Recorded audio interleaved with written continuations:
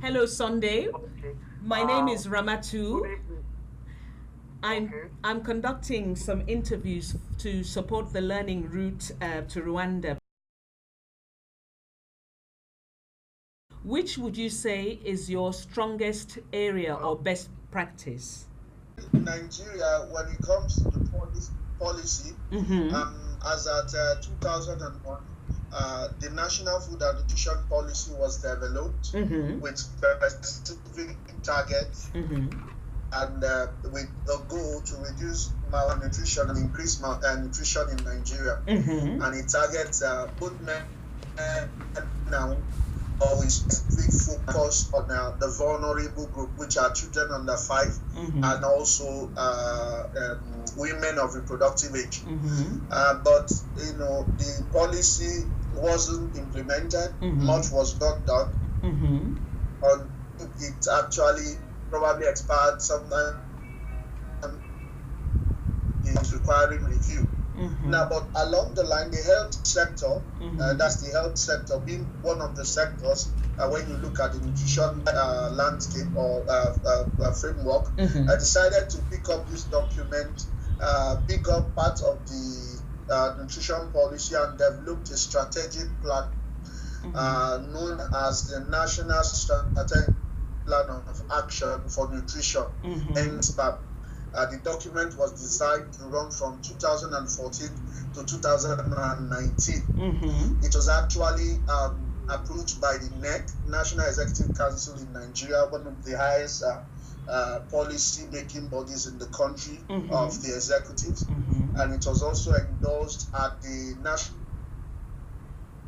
Club Health, Mm-hmm. which is supposed to be a council of all commissioners of health cut across Nigeria, 36 states, and the federal capital. Mm-hmm. And so, once the CSN we came out, we found out that this document was very good because the goal was to reduce malnutrition and improve nutrition Mm-hmm. among this vulnerable group. Mm-hmm. It also targets to, for example, reduce the point as at 2013, the National Demographic puts country rate of Nigeria Mm-hmm.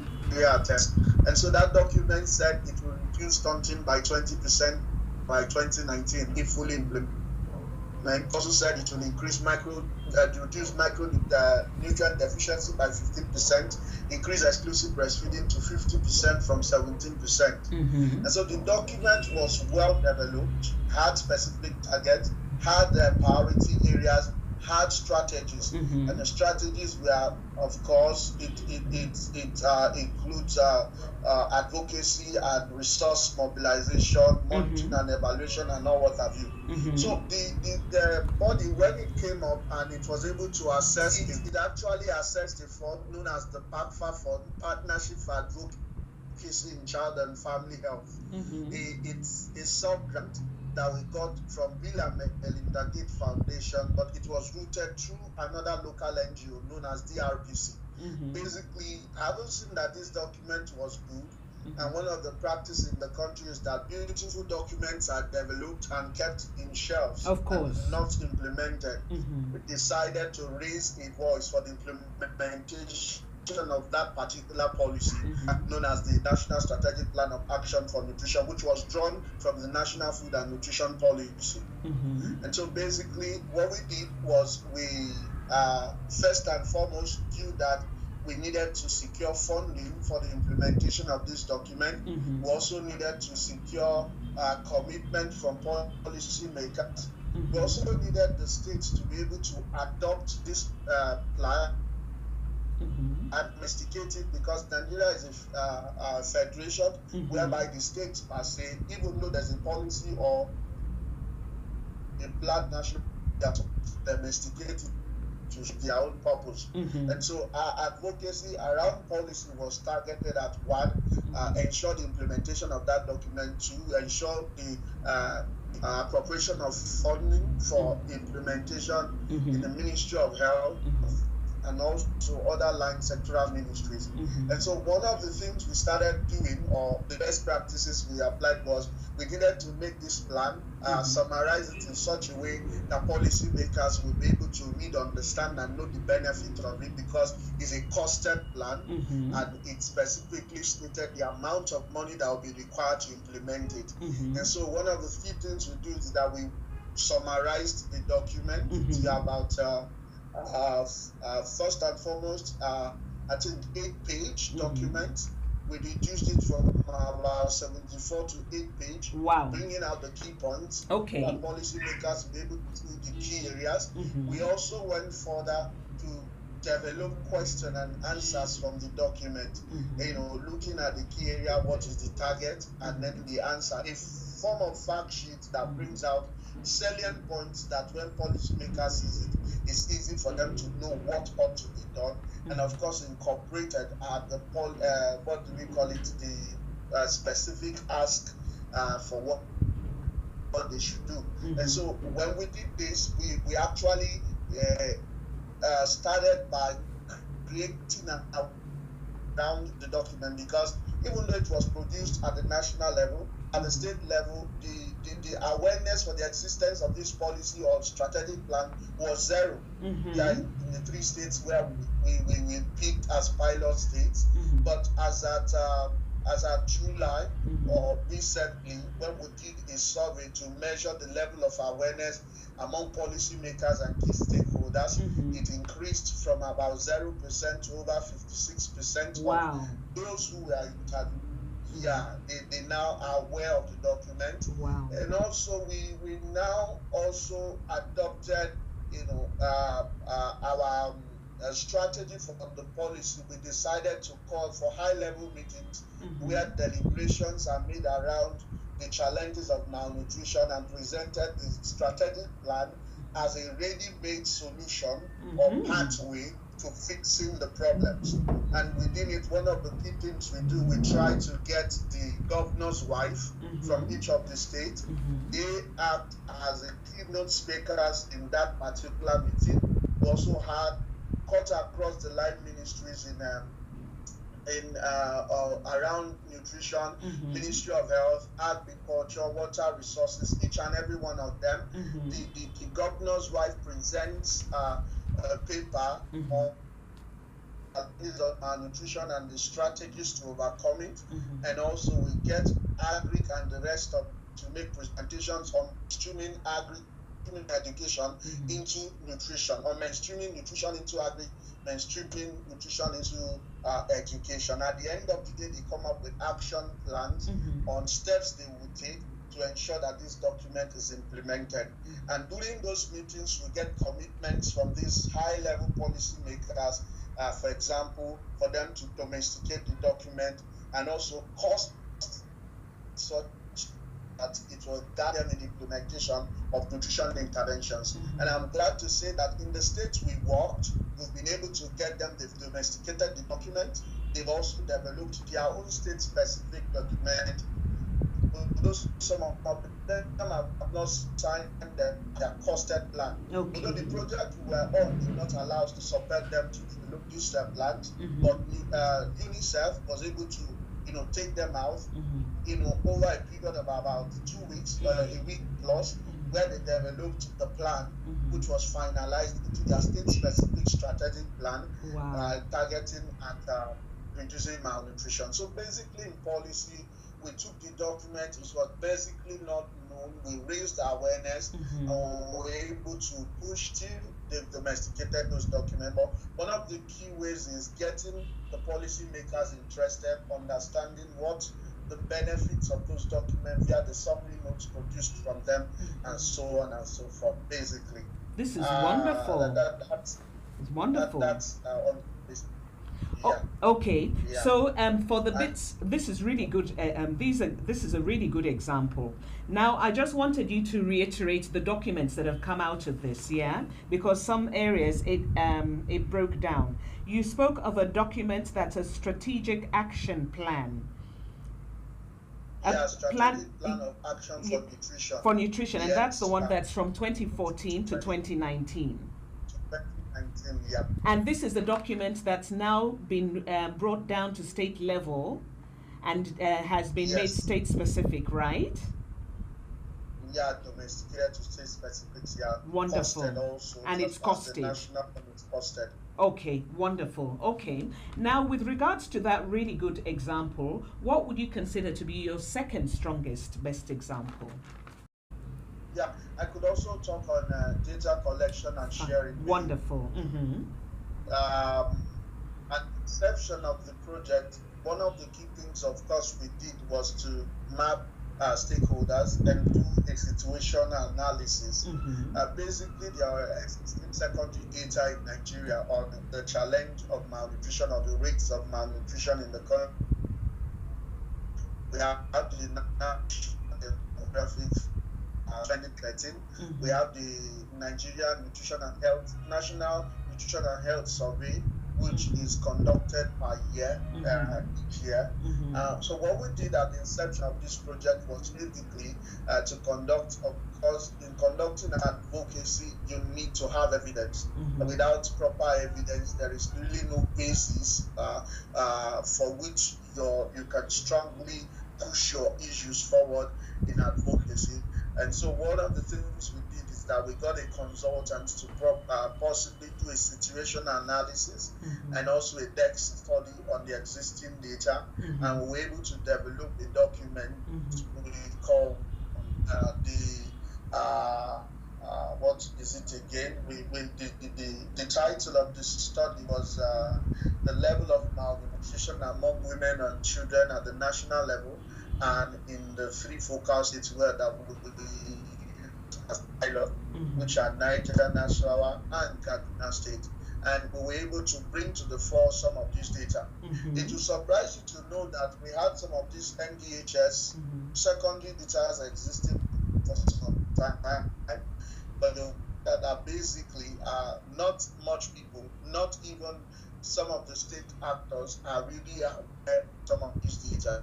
So having generated that data, one of the key things we did was we first and foremost did a letter to the state nutrition officers, who are the primary desk officers for nutrition in these states. We engaged in telling them we engaged the consultant and that they are supposed to work with them, collect the data. We developed a survey too. And then, of course, we went ahead with their support, collected the data. We developed the document, and the initial draft, we had to call stakeholders, because one thing we found out is it's not enough for you to do a study without carrying stakeholders along, because they will not own the study, they will not believe in it. So basically, we brought them the data, initially made correction, the zero draft, it was corrected and then called again, was finalized, and then we had what we call dissemination meeting. Dissemination meeting brought policymakers from the level of dissemination of those data on the situation, nutrition situation at the national and in these three states. So in attendance were top government functionaries from PAMSEC, directors, under which nutrition is cutting across all the line sectors, and also from the state level we have permanent secretaries and directors from that state. Those ministries will presentation on the results at the end of the day, and also we use that opportunity to advocate to them on the need to do something nutrition in their states. Now, but we didn't stop at that too. We've also, in all our meetings, we try to also engage the media. Media being the watchdog and having a further reach that you yourself disseminating. We also do press releases with it containing key findings from the survey that was conducted, which was also disseminated via the media. And also we have this document also on our website for those who would want to download it to see. Now, another form of the collection, we are looking scorecards. Because if you look at the end of the policy, scorecards, we also look scorecards. We looked at the policy and we found out that for you to hold them accountable, you should be able to measure the level of implementation of these policies. That is to say, looking at the activities captured in the document, if they are implemented as it ought to be implemented, as captured in the plan. For example, in Nigeria, you're supposed to have maternal child and newborn week twice every year. Yes. During this week, things like vitamin A, deworming tablets, and also MWAC tapes are used to measure to check children who are already malnourished, such that they will be, probably referred for further treatment and stuff like that. And so the scorecard focused on looking at these key activities. We developed the scorecard tool. We went to the state. We ensured that they have a buy-in into the tool that is used to measure the level of implementation. After which, it was used to collect information from them. And at the end of the day, they were in and at the end of the day, we compared state by state. The idea is we wanted to promote what we call healthy competition among the states, such that looking at the scorecard, it's easy for you to see the state that has, is doing well, the state that is not doing well, the state that need them to improve. We also included some of the call for actions that they are supposed to take in order to mitigate or bridge the gaps that became very obvious as a result of the scorings they had from the scorecard. And also, like data, we had to call them to meetings where the findings were disseminated, the scorecards were given to them so that they could go back and also use it as advocacy tools. We did also stop at that. We also brought together our state chapters of CSOs, training them on how to use the scorecard to engage with the policymakers and implementers of these programs, to engage with them such that to them the need for them to do more in implementing the plan. Now, I just wanted to ask, with regards to the situation analysis, when did you do it? Because you said you did it at the beginning of the project, right? We did it in 2014. In 2014. The PAPFA project, it was done early 2015. So 2015. Started November 2014. Okay. And the study was done in 2015. Okay. In that area, between December and January 2015. Okay. So December to January 2015. Yeah, between December and January 2015.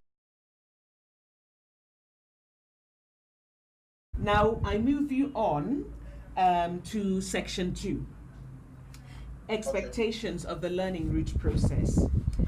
Now, as you know, the aim of this learning route is to try and build civil society alliance capacity at your own level, but also at the alliance level, so at least the capacity of the alliance is strengthened. Now, the sharing process we expect is to go beyond just Rwanda. So we're hoping maybe what you learn from there will either scale up activities within your country. We're hoping that'll be the case anyway, but maybe we'll be able to help you replicate what you've learned, so that maybe you might be able to hold like a CSA learning route even within West Africa, for example. Now, in terms of expectations from this experience and actions that you likely take on your return, what do you expect to get out of this learning route experience? Okay, basically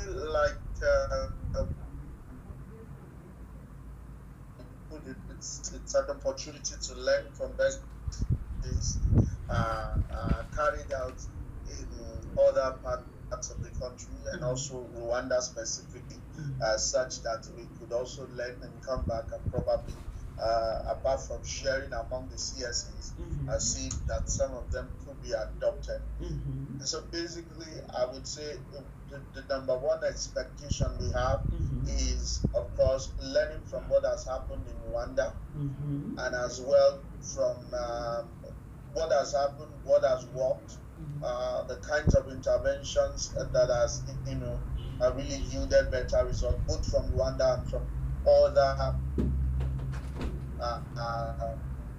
CSAs that we at the learning. So we want to learn from them, such that when we come back, we could implement some of their best practices, both at the national and also at the local level.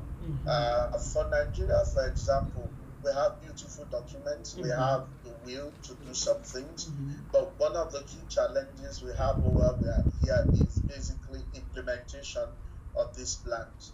That is to say, there's this saying that says, where your treasure is, there your heart will also be, which means that if you are serious about vision, you make sure that you fund it effectively. And so we will also want to learn how other CSAs, through their campaigns, advocacy, have been able to promote, how would I put it, encourage government to implement plans, programs, interventions that could actually, help to reduce the malnutrition rate in Nigeria. Okay. And another thing I feel we would also want to learn is how also other CSAs are working. For now, Nigeria, we're growing as a CSA. And if you look at the list of names sent, you find out that nobody from the Secretariat at the national is also among the list. My name is not there. Staffs, their names are not there. We left it open basically for, CSA members go out for themselves, see what's happening in other countries, and that we believe will promote their commitment to the movement in Nigeria, because they have opportunities to learn from others, and also I believe when they get back, their commitment to the CSA will also improve, basically. I think for me, those are key things I feel we're going to gain. And the people we actually sent their names, they are people we believe has the capacity to be able to probably, apart from report on what happened, they will also be able to step down in some of these best practices. They will learn from other member countries and also in its pursuit towards reducing malnutrition. Okay. So, in terms of the people who are going to go for this learning route, how do you think the CSA can use what the people who will be going to learning Rwanda in Nigeria? How do you plan to share this information? Okay, basically, of course, when they come back, of course, we expect to reach them. That's one. And two, no. Depending on what they learn, because I don't know the training route basically or how it's going to run. If it's something that requires probably creating an avenue where a training will be done to others, I think they're down this training. And you see, the Nigerian CSA, the way it's structured, apart from the national body, we've tried to create what we call state chapters. In each of the states, we have, sub-coalitions have their own, how would I put it, have their own coordinators, and so they exist as a coalition at the state level, but they are also linked to the national. So we expect them as leaders in their local CSA, they will step down their learnings. And of course, if there are things that would help them improve on implementation of some key activities they are carrying out, we expect them to step it down and ensure that they replicate some of them. And also, we at the national level, based on their report, based on probably we will also look at what they are presenting, what they learned in Rwanda, from their reports, from what they learned. We'll expect them to, one, of course, submit a formal report of what they learned, and secondly, if it's something that needs training or step down, we'll try and look for how to ensure that this is stepped down both at the national and also at the state level. Wonderful. And some of the best practices that have worked for some of the other CSAs and also Rwanda, the ones that will work for us, we can adopt them and probably replicate them both at the national and at the state level, basically, yeah. Okay, wonderful. And in terms of just preparing them, what sort of enabling environment or learning environment would you, as the Civil Society Alliance, ensure for those people who are coming, to prepare them? And also in terms of when they return, I'm assuming that you'll have meetings set up for them, but in terms of them going, how would you prepare them, basically? It's basically to prepare their mind.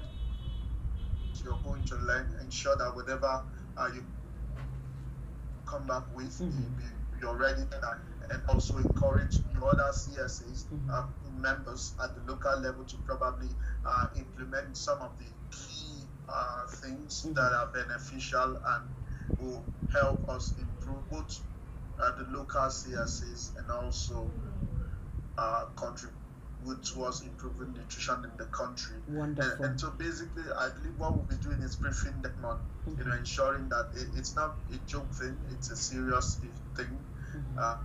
It is a learning process that would help us be better at what we're doing.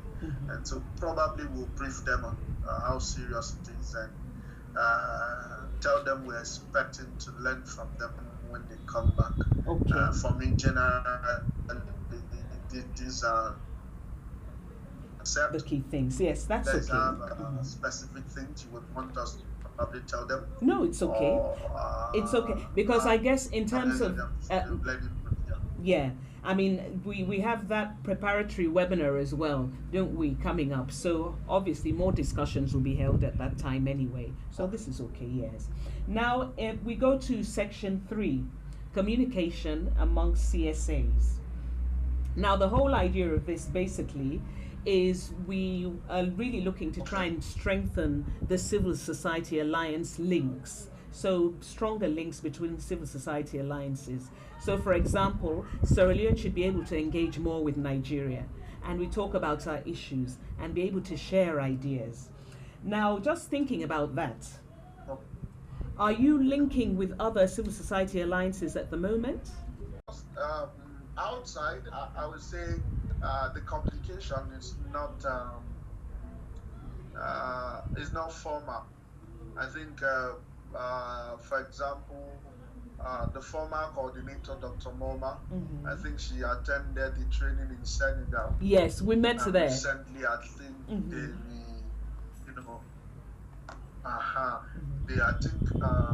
people from Kenya, I tried contacting a few weeks ago. Wow. They actually asked me for her email address and all whatever. They came to us. I think they said whether they wanted to invite her for something. Wow. But other than some of those key specific trainings that some our top people have gone for outside the country, I would say the communications we've been having is in country. Okay. And that is to say, the structure of the Nigerian CS is made up of the national, where the secretariat sits in Abuja, and it also has a network cuts across the country. But because of course for you to strengthen and work with some of these CSs, it's good you have money to be able to do that. So through two of our projects we've had, we were able to create state chapters in 3 states and the FCT, and then through the MPTF project we were able to create what we call local working groups. Are actually local CSOs who are connected to CS and who have registered with CS. But what they are to do, they operate as a chapter in their state, and will have this cut across 10 states. So I said from time to time to bring them and to also see what they do, we'll bring them to the national. We had a CSA coordination meeting sometime in June, where we had 4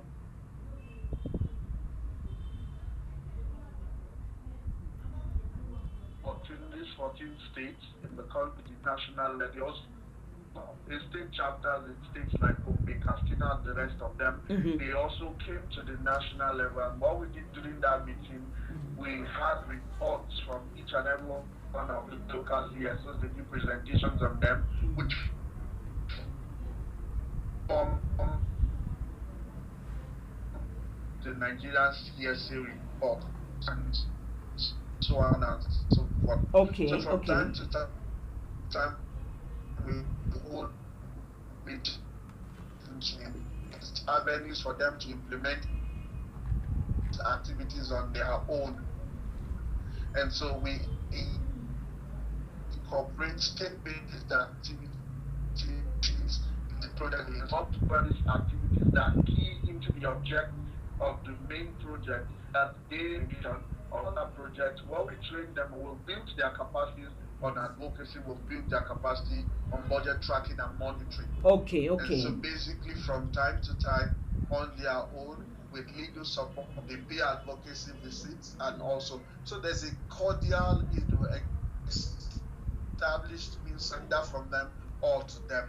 We link up with them, we support them with, no matter how and so on and so forth. Okay. We have the two-way communications, and we give tabs, we bring them together for meetings.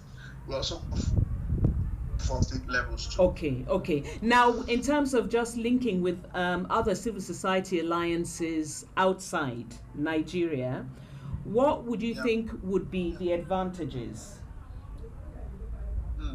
Of course, the advantage would be enormous. The truth is, even though we know that different country, different environment, but the truth is, since it's Africa, you will find out that there are similar issues, similar challenges, and for some of the CSCs out there, I believe they may have, taken some key steps that helped them overcome some of those challenges, and also like for us in Nigeria, the issue of having some of this the governor's wife as an government channel created access for us.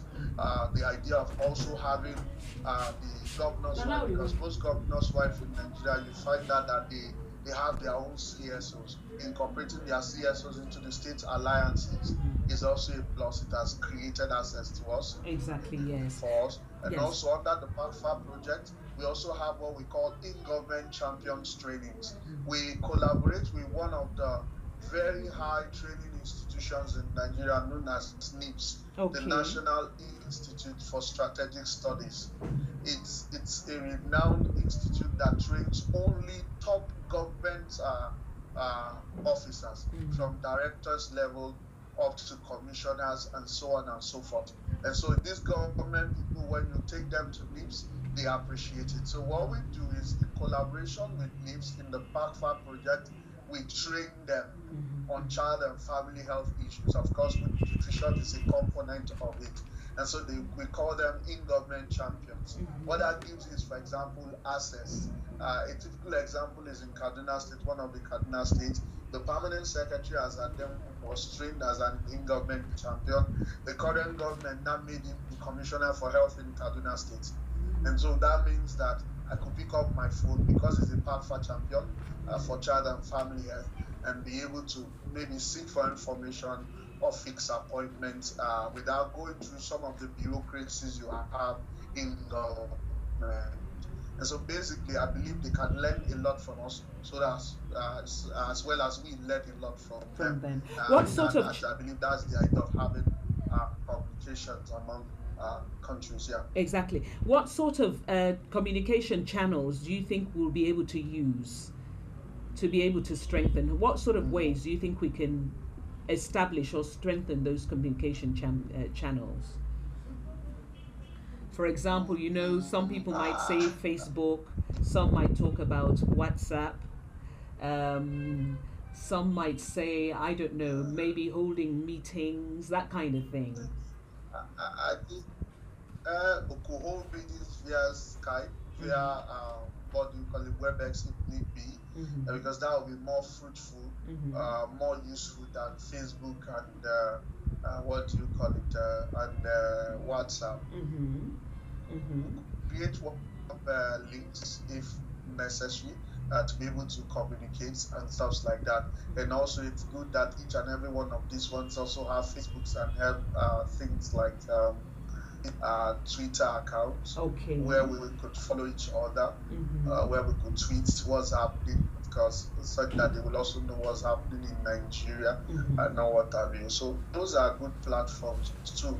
But for proper discussions, because there's a limit to what you can put on Twitter. There's a limit of information you can actually be able to put on even Facebook and WhatsApp. The truth is, discussing with you now, some of the things that I may not have planned to say as we speak are probed together. We're able to more information on how things work. And so possibly having virtual meetings also will go a long way to help cement the relationships and promote communication amongst other countries' CSNs. Wonderful. Okay. So now let's move to the last two questions. Basically, would like to make this experience an enjoyable one. And as part of this process, we'll all be developing, all be working together to develop materials that you take away with you and also use to learn. So this really, even this interview, is part of the materials that we're developing, and hopefully we use it in a way that you enjoy it and others also learn and enjoy the process. So we've got your voice on audio. Now, basically, just thinking about making the learning experience enjoying and fulfilling, being that we're all a bit grey in the head now, we're getting older. What innovative ways, you're laughing, what innovative ways can you think of sharing your best practices when you come, when the delegates come? What innovative ways do you think you might develop to let them come and share your best practices?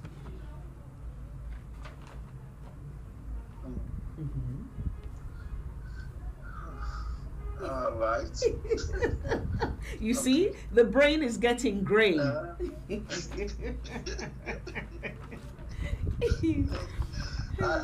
think it is something we need to brainstorm together. Yes. Basically, some of it we've like discussed per se. I would say the best way to communicate them or develop them could be it's just that things like documentary could work. Documentary, like the audio stuff we're talking of, it's good documentary in the sense that looking at what has worked, best practices, the impact it has created, and all what have you. Yes.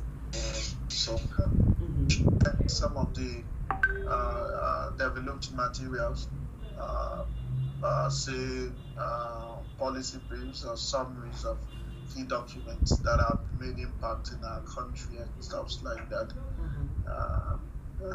Okay. I think people who will be attending, they should brainstorm and come up with the ways they wish it, because I think it should be their decision. Exactly. I don't know. No, but I think my thoughts.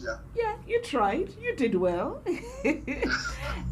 Now, in terms of just your own learning, what materials have you found useful in the past? Like something that you might go back and reuse again because you find it interesting, or you feel it's a good way of you being able to absorb and enjoy the information you're getting from it?